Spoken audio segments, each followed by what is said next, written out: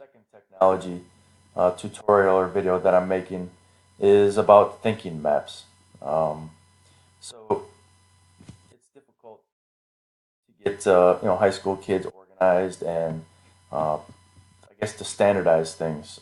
In the military, we have these things called standard operating procedures, which is utilized basically for anything that you do on a regular basis.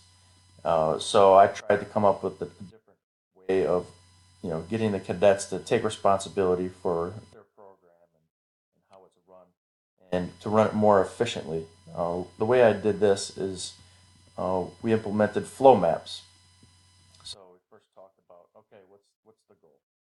Maybe it's all right. We're preparing for a drill competition.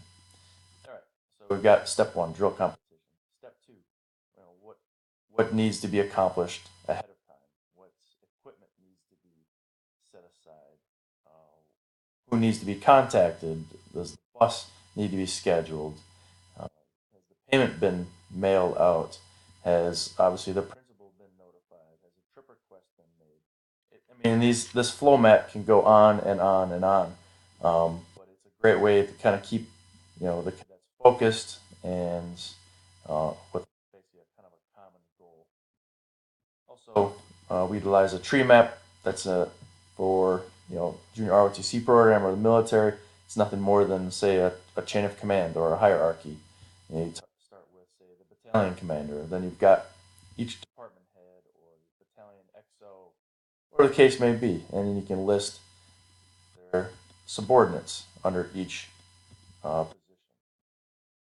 The target audience or the intended audience is mostly for students, but can be utilized by the teachers as well. I selected it to empower critical thinking and illustrate, to the students how to use brainstorming, bubble maps, and other thinking maps. The goal is to teach students how to work as a group, share ideas, problem solve, and learn how to think critically, which, in my opinion, um, young adults don't have the skills or ability